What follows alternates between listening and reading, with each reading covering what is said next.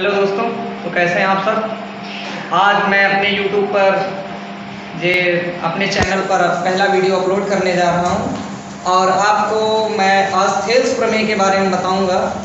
और मेरी पहली वीडियो और आपके एग्ज़ाम के पॉइंट ऑफ व्यू से बहुत इंपॉर्टेंट क्वेश्चन है।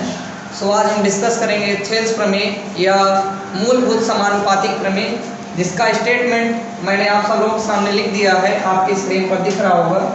एक त्रिभुज की एक भुजा के समांतर खींची गई सरल रेखा अन्य दो भुजाओं को जिन दो बिंदुओं पर प्रतिच्छेद करती है वे बिंदु भुजाओं को समान अनुपात में विभाजित करते हैं। तो सबसे पहले दोस्तों मैं आपको थोड़ी सी बेसिक जानकारी देना चाहूँगा। त्रिभुज को आप दो तरीके से पढ़ते हैं, एक कोण के आधार पर और एक भुजाओं के आधार पर। हमने त्रिभुज को दो भागों में बांटा, जिसके दो भाग हमारे कोण के आधार पर तीन तरह के त्रिभुज होते हैं और भुजाओं के आधार पर तीन तरह के त्रिभुज होते हैं। हमने पहले पढ़ रखा है भुजाओं के आधार पर समबाहु त्रिभुज, विषमबाहु त्रिभुज, ऐसे त्रिभुज जिनकी भुजाएं आपस में बराबर होती हैं।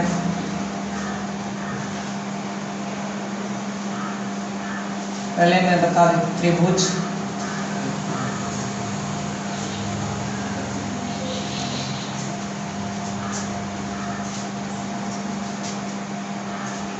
भुजाओं के आधार पर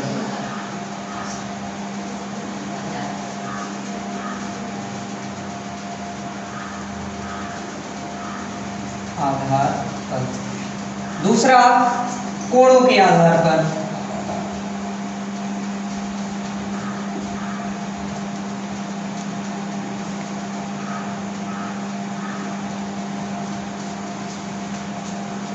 भुजाओं के आधार पर हमने तीन भागों में बांटा है।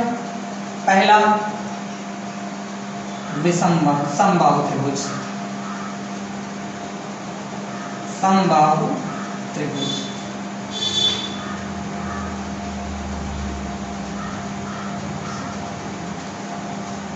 विषमबाहु त्रिभुज।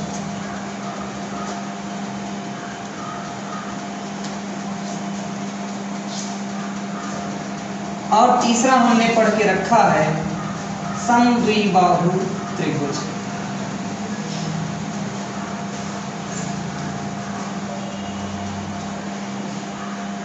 इसके बाद हम कोणों के आधार पर त्रिभुजों का अध्ययन करते हैं, तो इसके तीन भाग होते हैं, जिसको हम इस तरह से जानते हैं, समकोण त्रिभुज,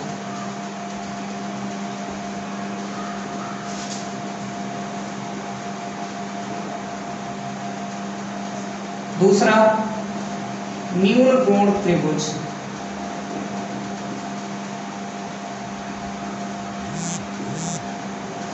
और लास्ट अधिक कोण त्रिभुज।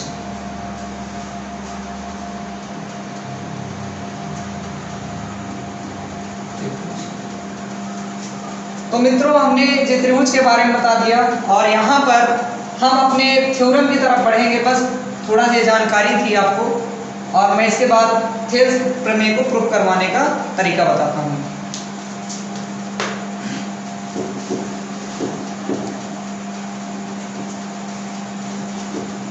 यहाँ पर हम प्रमेय को पढ़ते जाएंगे और अपना डायग्राम बनाएंगे। डायग्राम बनाने के बाद हम इसका स्टेप बाय स्टेप एनालिसिस करेंगे। सबसे पहले यहाँ पर बोला गया एक त्रिभुज की एक भुजा। हम लेते हैं, पहले एक त्रिभुज ले लेते हैं, एक त्रिभुज ले लिए, इसको नाम दे देते हैं ए बी सी। एक त्रिभुज की एक भुजा के समांतर खींची गई सरल रेखा अन्य दो भुजाओं को जिन बिंदुओं पर प्रतिच्छेद करती है वे बिंदु भुजाओं को समान अनुपात में विभाजित करते हैं या बांटते हैं। यहाँ पर हमारी एक भुजा BC है। प्रमेय में बोला जा रहा है एक भुजा के समांतर हम BC के समांतर एक सरल रेखा खींचते हैं, जिसको हम देते हैं EF। इसको हमने नाम दे दिया EF। इसके बाद यहाँ पर आगे बोला गया है जिन दो बिंदुओं पर प्रतिच्छेद करती है, माना ये बिंदु हमारे ई और एफ पर इस भुजा AB को E पर तथा भुजा AC को बिंदु F पर ये सरल रेखा EF प्रतिच्छेद करती है, तो बोल रहे हैं इसके जो अनुपात हैं वो आपस में बराबर होते हैं। मतलब क्या है, ये जो हमारा बिंदु A से बना हुआ तो दो पार्ट में है, जो बिंदु E है इसको दो भागों में विभाजित कर रहा है। जे AE और EB का जो अनुपात होगा ये बिंदु F के साथ AF और FC के अनुपात के बराबर होगा। जैसे हमको ये प्रूफ करना है, AE upon EB is equals to AF upon FC, AF upon FC, ये हमको प्रूफ करना है। अभी इससे पहले इसको हम प्रूफ करने से पहले इसके बारे में थोड़ा सा बात कर लेते हैं। जैसे हमें किसी त्रिभुज का क्षेत्रफल निकालना होता है तो हम जानते हैं 1/2 त्रिभुज का क्षेत्रफल जो होता है 1/2 आधार गुणे ऊंचाई, ये हमारा फार्मूला होता है। जैसे हमारा कोई त्रिभुज है इस तरह एक समकोण त्रिभुज है, इसका क्षेत्रफल हमको अगर फाइंड करना है तो हम क्या करेंगे, ये हमारा हो गया आधार और ये हो गई ऊंचाई। ऊंचाई हमारा क्षेत्रफल, त्रिभुज का क्षेत्रफल इज इक्वल्स टू 1/2 गुणे आधार गुणे ऊंचाई। ऊंचाई अब ये तो रही समकोण त्रिभुज की बातें। जब हमारा त्रिभुज ऐसा हो तब हम इसका क्षेत्रफल इस तरह से ज्ञात करेंगे। यहाँ ले लेते हैं ABC।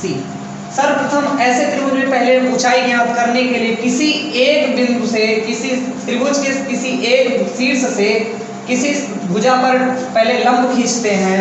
जैसे हमने यहाँ से बिंदु A से एक लंब खींचा AP, अब इसकी जो ऊंचाई हो गई AP है और इसका आधार जो हुआ BC हुआ, तब हम इसका क्षेत्रफल ज्ञात करेंगे। ABC का क्षेत्रफल 1/2 गुणे आधार हमारा यहाँ पर BC है, हमने BC पर एक लंब खींचा है जो है AP, यहाँ पर हमारा आधार BC हुआ और हमारी ऊंचाई जो है जे AP है, हमने AP लिया। जे हमारा इस तरह से इसका क्षेत्रफल। और यहाँ पर हम एक चीज और देखते हैं, अगर हमें अधिक कोण त्रिभुज का क्षेत्रफल निकालना है, जैसे ये हमारा एक अधिक कोण त्रिभुज है, यदि हमें ऐसे इसका क्षेत्रफल ज्ञात करना है, ये अधिक कोण त्रिभुज है। अधिक कोण त्रिभुज में क्या होता है, ऐसे त्रिभुज जिनकी अंशीय माप 180 से कम परंतु 90 से अधिक होती है, उन्हें अधिक कोण त्रिभुज कहते हैं। तो देखिए यहाँ पर हम मानते हैं ये हमारा जो त्रिभुज है ABC है। हम यहाँ पर जिस भुजा को बेस लेंगे, कोई भी त्रिभुज है अधिक कोण त्रिभुज में जिस भुजा को हम बेस लेंगे उसको इस तरह एक्सटेंड करेंगे, बढ़ाएंगे और इसको उस बिंदु से मिलाएंगे जहां पर ये हमारी ऊंचाई मिल जाएगी। हम इस बिंदु को कुछ और नाम दे देते हैं, क्यों दे देते हैं। अब हमने यहाँ पर ये इसको ले लिया, ये क्या हो गया हमारा आधार और AQ हमारी हो गई ऊंचाई। ये यहाँ से हमने आधार लिया और ये यहाँ से लिया हमने ऊंचाई। तो यहाँ पर त्रिभुज ABC का क्षेत्रफल इज इक्वल्स टू 1/2 गुणे आधार हमारा जो है वो भुजा है BC इंटू ऊंचाई हमारी हो गई AQ। दोस्तों आप सब इस चीज़ों को नोट कर लीजिए, आपका जो आगे आने वाले प्रमेय में इसका अभी काम पड़ेगा और इसको आप नोट कर लीजिए। अगर आपको लिखना है तो इसको वीडियो पॉज करके आप लिख भी सकते हैं। अब इसके आगे हम देखते हैं इसको प्रूफ कैसे करेंगे। तो हमारी यहाँ तक की चर्चा रही। सर्वप्रथम हमको प्रमेय सिद्ध करने से पहले हमको ये देखना होता है कि हमें क्या क्या चीज़ें पता हैं, क्या क्या चीज़ें हमारी प्रमेय में दी हुई हैं। हमारा जो स्टेटमेंट है, जो कथन है, इसमें क्या क्या दिया हुआ है। सर्वप्रथम पहले हम करते हैं यहाँ पर ज्ञात है। हमको जो भी करना है ज्ञात है। हमको सबसे पहले एक दिया हुआ त्रिभुज है। हमने यहाँ पर त्रिभुज ABC खींचा है, तो हम लिख देते हैं एक त्रिभुज ABC है,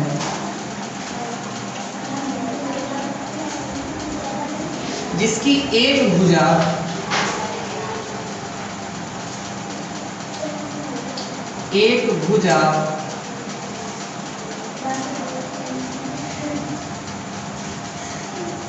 BC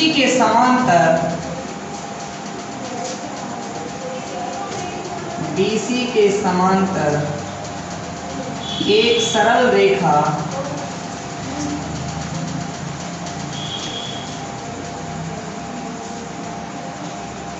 EF खींचा, जो त्रिभुज की दो भुजाओं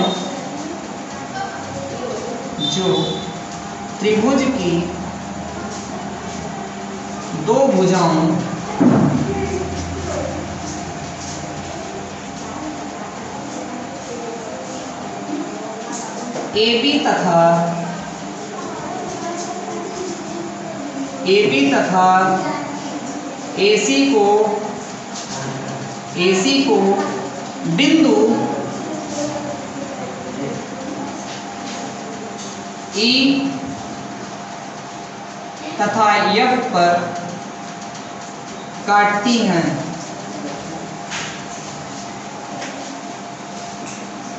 तो दोस्तों यहाँ पर दिया हुआ था कि एक त्रिभुज है, इसकी एक भुजा के समांतर एक सरल रेखा खींचिए और ये रेखा जिस त्रिभुज की जिन दो भुजाओं पर काटती है, विभाजित करती है, उनके अनुपात हमारे बराबर होते हैं। तो हमने यहाँ पर क्या किया, एक त्रिभुज है जिसकी एक भुजा BC है, इसके समांतर एक सरल रेखा EF खींचा। ये हमारी रेखा EF BC के समांतर है। हमने EF खींचा, जो त्रिभुज की दो भुजाओं AB, ये हमारी भुजा AB है तथा AC है, ये रेखा जो है बिंदु E पर तथा AC को बिंदु F पर विभाजित करती है। अब इसके बाद ज्ञात है होने के बाद हम करते हैं रचना। जो हमारा अगला पार्ट होता है प्रमेय का, वो होता है रचना।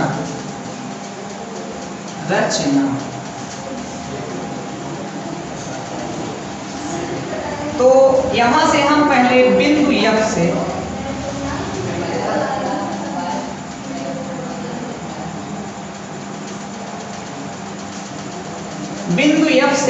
बिंदु N पर लंब खींचा तथा बिंदु E से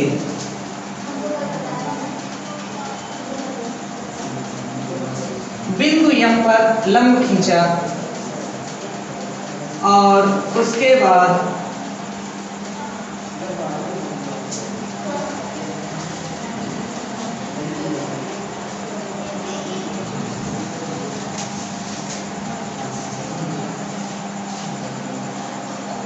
E को C से मिलाया,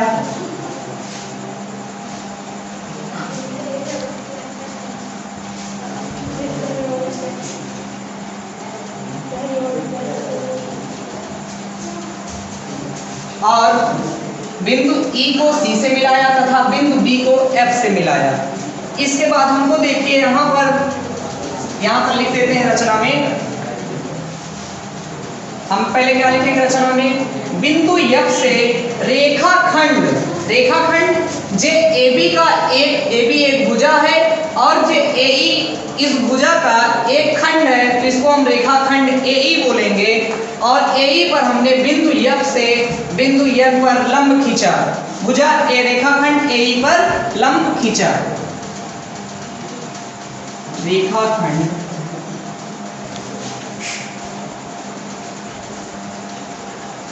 खंड AE पर FN तथा रेखाखंड AF पर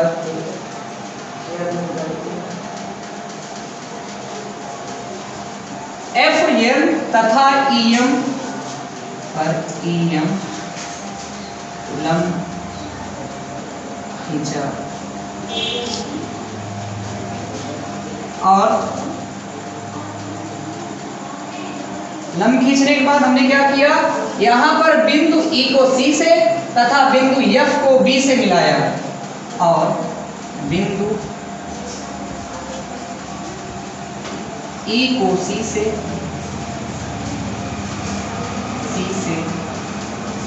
तथा बिंदु F को B से मिलाया, F को B से मिलाया। अब इसके बाद हमको सिर्फ ये करना है, ये इसका जो अनुपात है AE बटे EB is equals to AF upon FC।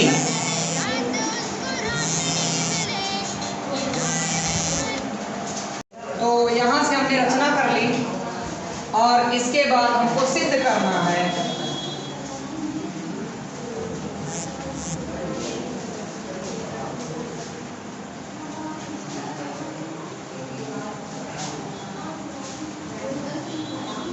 AE upon EB is equals to AF upon FC। जे हमारा यहाँ तक हो गया। अब हम इसको आगे करते हैं, इसको मैं मिटा देता हूँ और यहाँ पर मैंने इसे यहाँ पर लिख दिया है। अब हमारा इसके बाद हमको उत्पत्ति करनी होती है। अब उत्पत्ति को हम देखेंगे।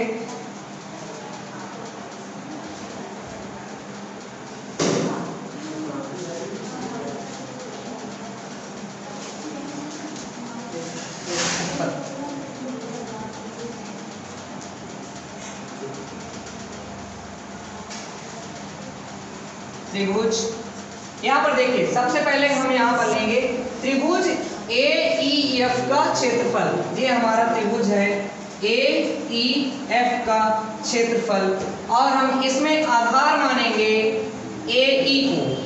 AE को आधार मानकर हम त्रिभुज AEF का क्षेत्रफल निकालेंगे। त्रिभुज AEF का क्षेत्रफल हमने अभी आपसे बताया था। जे हम इसका पहले करते हैं, त्रिभुज का जो क्षेत्रफल होता है 1/2 गुणे आधार गुणे ऊंचाई। यहाँ पर जो हमारा आधार है AE है और हमारी जो ऊंचाई है FN है। यहाँ पर इसको आप ऐसे देखिए, जैसे अभी हमने बनाया था, आपको बताया था, मैं रिमाइंड करवा देता हूँ एक बार फिर से। यहाँ पर ये आपका त्रिभुज हुआ, अगर हम इसको ऐसे ड्रॉ करें तो इसका बेस J हो गया, यहाँ पर A E और J F और ये यहाँ पर N F N हमारा हो गया लंब। ये हमारा आधार हुआ AE तथा ऊंचाई हो गई FN।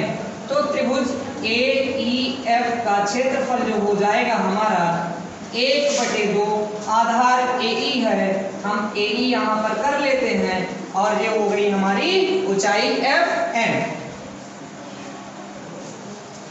इसी चीज को हम यहाँ पर लिखेंगे त्रिभुज AEF का क्षेत्रफल। तो ये हो जाएगा 1/2 आधार AE into FN, equation number first. अब हम आगे बढ़ते हैं। यहाँ पर एक त्रिभुज हमको दिख रहा होगा इस समलंब चतुर्भुज में EFC, एक त्रिभुज हमको दिख रहा है EFC। आपको यहाँ से ये चीज दिख रही होगी, ये त्रिभुज ले लेते हैं BEF, एक त्रिभुज J है, दो त्रिभुज आपको दिख रहे होंगे इस तरह, एक J दिख रहा होगा EFC और एक दिख रहा है BEF। ये हम इसको पहले लेंगे, आधार इसको मानेंगे दोस्तों EB को, और जब हम अभी बताए थे जैसे हमारा अधिक कोण त्रिभुज है, इसको जैसे ये हमारा ऐसे बन रहा है, हम इसको बता देते हैं यहाँ पर अलग से बनाकर, ताकि आपको कोई समस्या ना हो।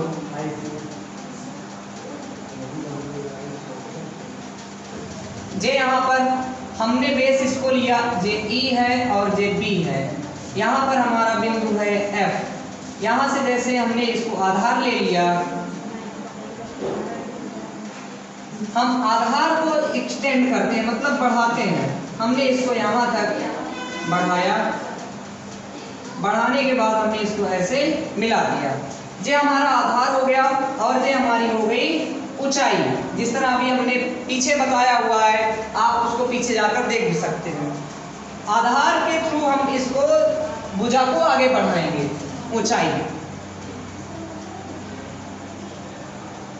तो यहां से त्रिभुज EBF का क्षेत्रफल,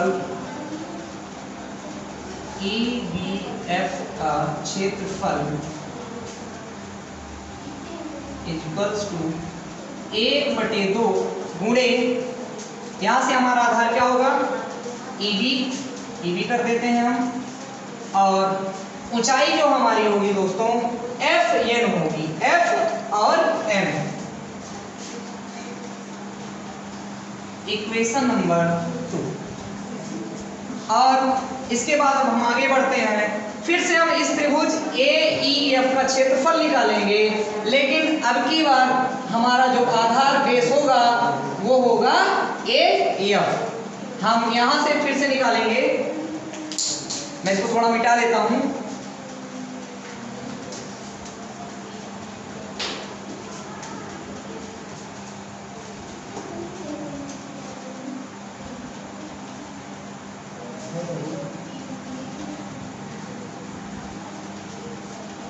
पुनः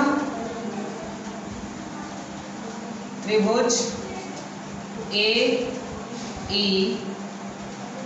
का क्षेत्रफल ये होगा दोस्तों, जब हम आधार AF को लेंगे तो हमारी ऊंचाई EM हो जाएगी। हम जानते हैं त्रिभुज का क्षेत्रफल होता है 1/2 गुणे आधार, यहाँ पर आधार हमारा AF है, हमने AF ले लिया, और ऊंचाई हमारी यहाँ से देखिए हमने परपेंडिकुलर क्या खींचा है EM, जो हमारा लंब है वही हमारी ऊंचाई हो जाती है। ये क्या हो गया EM।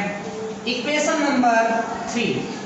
एंड अगेन यहाँ पर हम देखेंगे फिर से हमारा एक त्रिभुज बन रहा है इस समलंब चतुर्भुज में EFC, इस तरह से बन रहा है दोस्तों EFC। जे हमारा एक त्रिभुज जे बन रहा है इस तरह से, आप देख सकते हैं। ये यहाँ से त्रिभुज EFC का क्षेत्रफल निकालेंगे, और अब की बार यहाँ से मैं फिर से बना के दिखा देता हूँ। जे हमारा इस तरह त्रिभुज बना हुआ है, इसको आधार मानेंगे FC, और यहाँ पर ये क्या हो गया EFC हमारा आधार ये है। हम इसको आधार के थ्रू एक्सटेंड करेंगे, और जब हम इस पर परपेंडिकुलर ड्रॉ करेंगे तो ये हमको इस तरह कुछ मिल जाएगा, और यहाँ पर इस तरह खींचा गया आपका EM है, तो ये आपका हो गया आधार, और ये हो गई आपकी ऊंचाई। तब आप त्रिभुज EFC का क्षेत्रफल जो होगा, त्रिभुज EFC का क्षेत्रफल इज इक्वल्स टू 1/2 इंटू आधार इंटू ऊंचाई।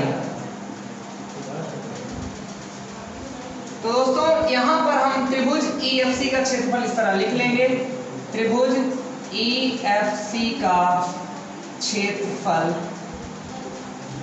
इज इक्वल्स टू 1/2 इंटू आधार, यहाँ पर आधार हमारा FC है, हम यहाँ पर कर देते हैं FC इंटू जो हमारा बेस है, आधार जे हमारा हो गया, और हाइट जो हमारी हो गई EM, ऊंचाई EM। समीकरण नंबर 4। अब दोस्तों यहाँ से आपको कुछ दिख रहा होगा, हम यहाँ पर एक काम करें, त्रिभुज 1 और 2 को आपस में भाग दे दें और 3 और 4 को आपस में भाग दे दें, तो हमको जे मिल जाएगा। यहाँ से अगर हम भाग देंगे तो 1/2 से 1/2 कैंसिल हो जाएगा, FN से FN कैंसिल हो जाएगा, और यहाँ पर जब 3 और 4 को भाग देंगे तो 1/2 से 1/2 कैंसिल हो जाएगा, और EM से EM कैंसिल हो जाएगा।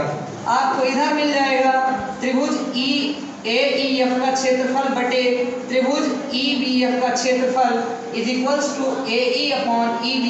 जे आपका यहाँ से AE/EB आपका जे मिल गया LHS, और यहाँ से भाग देने पर त्रिभुज AEF का क्षेत्रफल बटे त्रिभुज EFC का क्षेत्रफल, जब भाग देंगे तो हमारा यहाँ से EM से EM कैंसिल हो जाएगा, और 1/2 से 1/2 कैंसिल हो जाएगा, तो हमारा यहाँ बचेगा AF/FC, AF/FC। तो दोस्तों आइए करते हैं त्रिभुज समीकरण 1 को 2 से तथा समीकरण 3 को 4 से क्रमशः भाग देने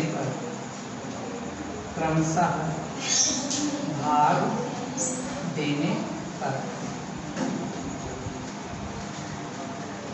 तो दोस्तों पहले हम 1 और 2 को भाग देते हैं, तो देखते हैं क्या मिलता है।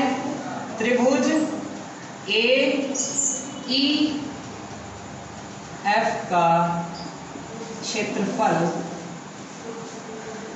बटे त्रिभुज EBF का क्षेत्रफल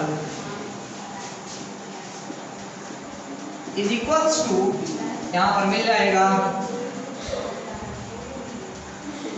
AE/FN/1/2 EB/FN।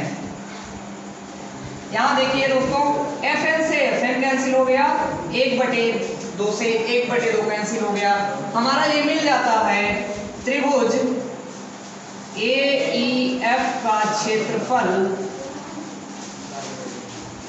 अपॉन त्रिभुज EBF का क्षेत्रफल, और इधर क्या बचेगा RHS में, राइट हैंड साइड में ये बचेगा AE/EB, equation number 5। And again we are dividing equation 3 and 4 here. यहाँ से देखते हैं हम समीकरण 3 और 4 को भाग देते हैं। यहाँ पर मैंने लिख दिया है, तो यहाँ पर लिखने की कोई आवश्यकता नहीं है, आप यहाँ से करिए। त्रिभुज AEF का क्षेत्रफल अपॉन त्रिभुज EFC का क्षेत्रफल जे यहाँ से हम करेंगे 1/2 into AF into EM upon 1/2 into FC into EM। तो देखिए यहाँ से 1/2 कैंसिल, EM से EM कैंसिल, यहाँ पर हमारा बचेगा AEF का क्षेत्रफल अपॉन त्रिभुज EFC का क्षेत्रफल इज इक्वल्स टू AF/FC, समीकरण नंबर 6। इसको मैं मिटा देता हूं, इसको आप बना लीजिएगा। अब यहां से आपने पिछली कक्षाओं में पढ़ा होगा कि समलंब चतुर्भुज में बनने वाले सभी त्रिभुजों का क्षेत्रफल जो होता है वो आपस में बराबर होता है। अभी यहाँ पर लिख देते हैं, इसी प्रमेय का यूज करते हुए त्रिभुज, यहाँ से हमारे समलंब चतुर्भुज EFCB है और इसमें जो बनने वाले त्रिभुज हैं उसके सभी क्षेत्रफल आपस में बराबर होंगे। यहाँ पर करेंगे त्रिभुज EBF का क्षेत्रफल इज इक्वल्स टू त्रिभुज EFC का क्षेत्रफल।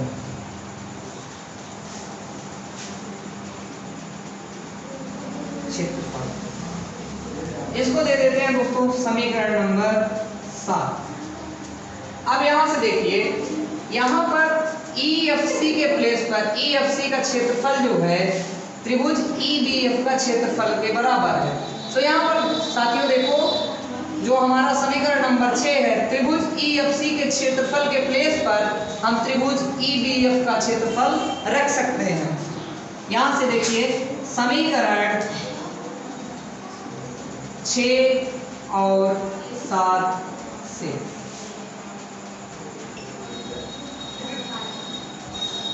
त्रिभुज AEF का क्षेत्रफल अपॉन त्रिभुज EFC का क्षेत्रफल इज इक्वल्स टू, ये मिल जाएगा हमको AF/FC, समीकरण नंबर 8। दोस्तों हम यहाँ पर देखते हैं समीकरण नंबर 5 और समीकरण नंबर 8 को। यहाँ पर देखिए समीकरण नंबर 5 को देखिए, त्रिभुज AEF का क्षेत्रफल बटे त्रिभुज EBF का क्षेत्रफल इज इक्वल्स टू AE/EB। और यहाँ से देखते हैं समीकरण 8 को, त्रिभुज AEF का क्षेत्रफल अपॉन, माफ कीजिएगा थोड़ा सा यहाँ पर हम वैल्यू नहीं पुट किए हैं, यहाँ पर रख देते हैं EFC की जगह पर हम रख देंगे त्रिभुज EBF का क्षेत्रफल। यहाँ पर हम रख दिए त्रिभुज EBF का क्षेत्रफल।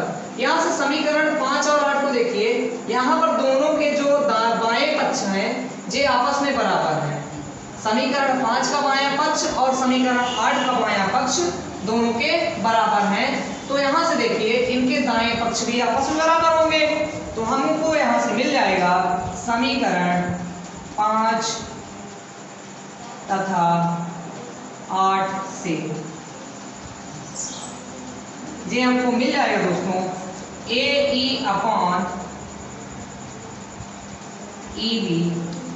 Is equals to AF/FC।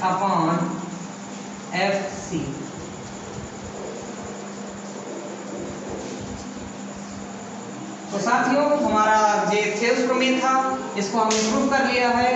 यदि आपको ये अच्छा लगा हो तो हमारे चैनल को सब्सक्राइब करें, लाइक करें और बेल आइकन को दबाएं ताकि हमारी सारी नोटिफिकेशन आपको मिल जाए समय से। और आप लोग जो भी सजेस्ट करना चाहें आप हमारे कमेंट में कमेंट लिख सकते हैं और हम आपके कमेंट को ज़रूर देखेंगे और आपके कमेंट के प्रतिक्रिया अनुसार हम अपना काम करेंगे। धन्यवाद।